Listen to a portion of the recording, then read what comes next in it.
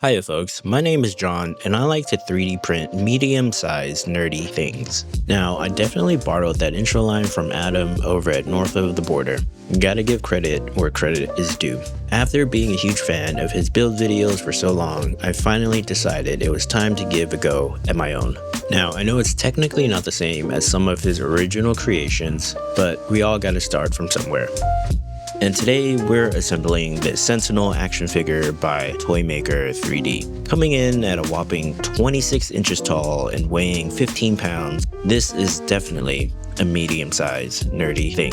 But before we can get into the building, we had to get through the printing. This beast took a total of 23 build plates, 7 different colors, and over 215 hours of solid print time. Now, officially, the designer calls this model the Solarian for, let's call them highly sensible legal reasons, but we all have eyes. This is a giant purple mutant crushing Sentinel from X-Men. One thing that blew me away was how big this kit was. To be honest, I didn't actually look at the dimensions of this kit when I bought the files. The sheer scale of it didn't really register until I went to slice the chest piece and realized it took up the whole build plate just for this one single part. Holding it in my hands, this chest piece alone is bigger and heavier than entire models I printed in the past. I want to give a massive shout out to Toymaker 3D for the design and engineering on this kit. Every single STL file came labeled, perfectly oriented, and ready to print, meaning zero supports to worry about, and the tolerances were spot on. Now, a quick word of advice if you decide to tackle this massive project. Make sure your printer is perfectly calibrated and all your settings are dialed in to get the best possible results. Of course, I didn't do any of that. Because of my impatience, some of my parts have a little bit of, let's call it jank. But hey, that's on me for not doing my homework. One of the coolest parts about this kit's design is how the color blocking is handled. Instead of printing one giant gray lump and spending a week painting it, the model is engineered to be printed in different colored filaments and snapped together like a puzzle. Putting the blue chest armor over the gray inner frame and seeing that orange chest core pop, it created this amazing sense of depth. Instead of looking like a basic action figure, all of these overlapping mechanical layers make it look like a highly complex, functional piece of robotic engineering.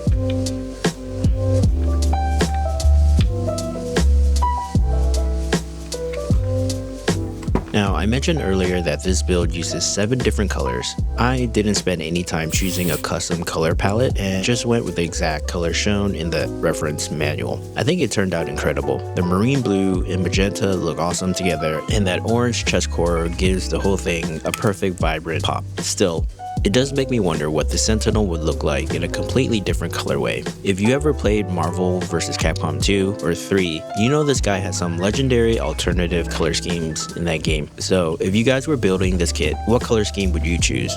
Would you stick with the default look or go with one of those wild fighting game palettes? Let me know in the comments.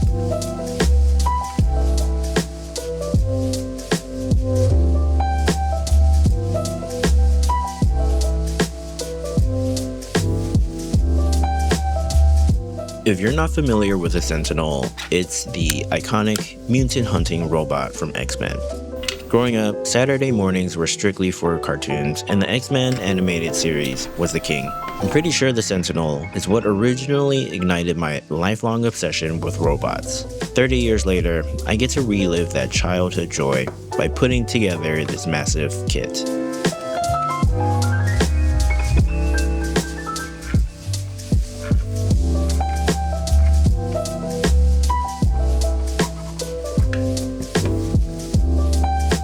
As we get into assembling the waist, we're basically building the core pivot point for this kit. And looking at this incredibly detailed hip joints, I think this kit is a really cool interpretation of the Sentinels. Because if you remember the classic 90s animated series, the Sentinels were iconic, but let's be real here. They look like giant muscular men wearing purple boots and spandex. Toymaker 3D's version completely throws that out the door and changes the design into a heavily mechanized, terrifying, autonomous war machine that a government would build to hunt down mutants. Super cool, super sleek, and one of the coolest mecha designs I've seen.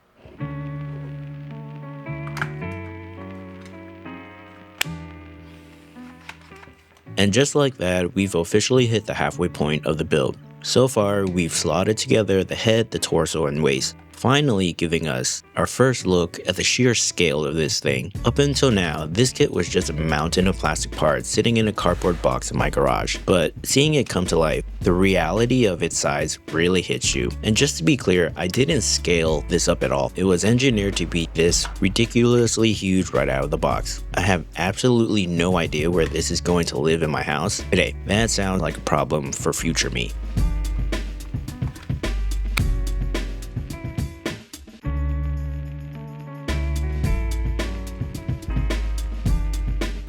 Throughout the build, you might have noticed me twisting what look like screws into different joints and pivot points. I want to take a second to highlight this because it's actually a brilliant design choice by the creator. When you're building an action figure that weighs 15 pounds, standard friction joints just aren't gonna cut it. To solve this, these functional screws are implemented throughout the entire design. You can literally tighten them to lock down the angle of the joint, which is going to be incredibly useful later on when we start posing this giant for the final money shot.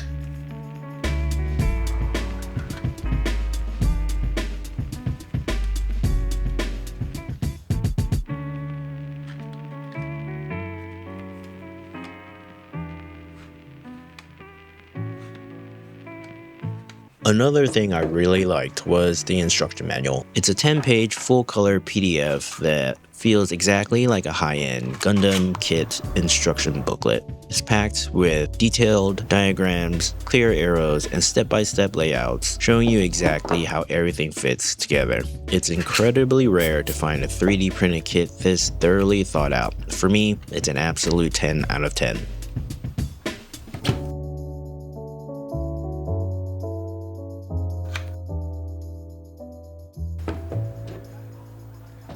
One of the biggest advantages of a 3D printed kit like this, compared to traditional model kits like Gundams, is the sheer lack of prep work. With traditional kits, you're constantly clipping tiny pieces of plastic sprues, painstakingly sanding down nub marks, and sorting through dozens of numbered runners. You can easily spend half of your build time just prepping the plastic before you even get to assemble anything. With this model, it's practically print and go. Once the part pops off the build plate, it's ready. There's no tedious cleanup, no sanding away mold lines, and no spending hours at a cutting mat prepping tiny parts. All of that upfront effort is handled by the printer while you sleep, leaving you with nothing but the most satisfying part of the hobby, actually watching the model come together.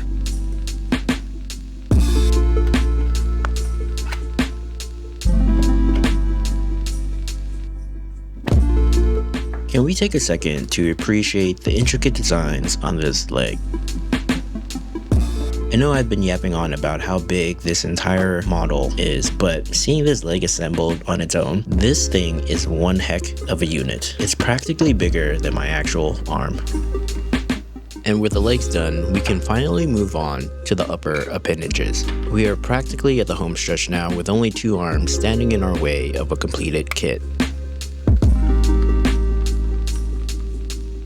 To hold this massive body together, I'm using standard super glue paired with an accelerant spray. If you never used an activator before, it basically cures the glue instantly. It is a game changer for big builds because you don't have to sit there holding heavy parts together for 5 minutes waiting for them to bond. But it's also a double-edged sword. You get exactly 0 seconds to adjust your alignment, because once it touches, it's fused forever. If you make a mistake or glue things out of order, well, you're pretty much screwed. But surely, I'll be careful enough to avoid a massive catastrophe later in this build, right? Cue the heavy sigh. I would love to tell you guys that I made it through this build unscathed, but fatigue is a dangerous thing. After working on this for hours, my brain completely checked out. Or maybe it might have been all the chemical accelerant I've been huffing in my garage. Either way, in my fatigue state, I sprayed the activator, permanently glued a major piece out of order.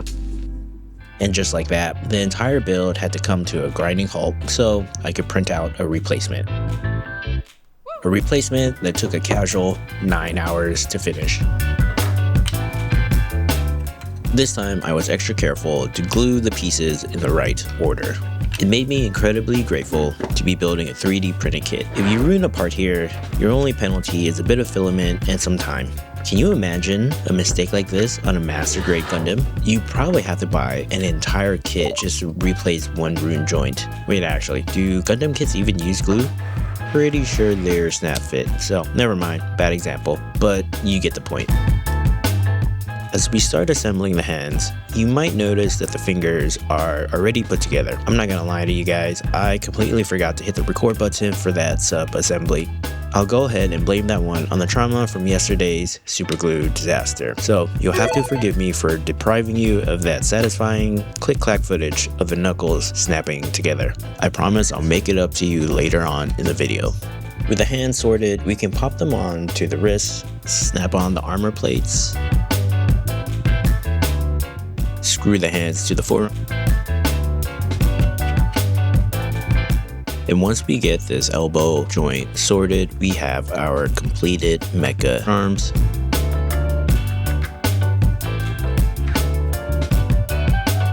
And also, I really appreciate how much articulation there is in this model.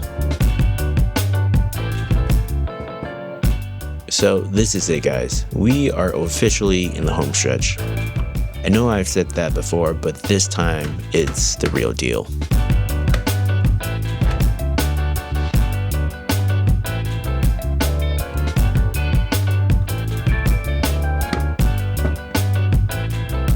Seeing all these massive components finally attach and sitting in the frame together, this thing is an absolute monster. There's a presence to it that pictures and videos just don't do justice.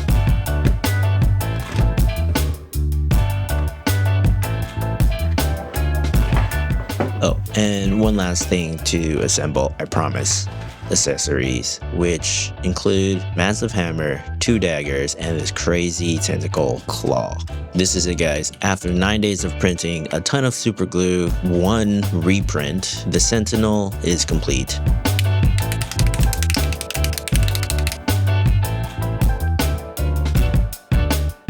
I'm gonna shut up now, dim the lights, and let the glamour shots do all the talking. Enjoy. Mutant entity detected.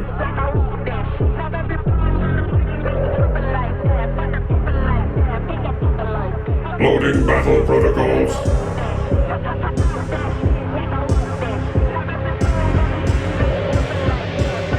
Begin mission.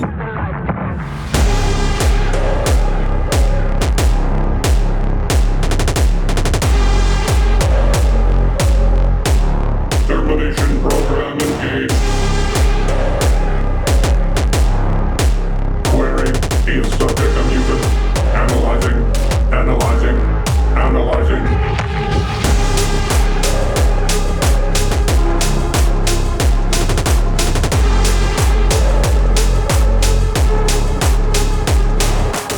Mutant entity eliminated.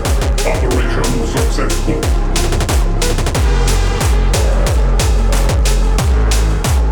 Mission completed. You stand before Galactus. The devourer of worlds honors you. Before this relentless, eternal hunger.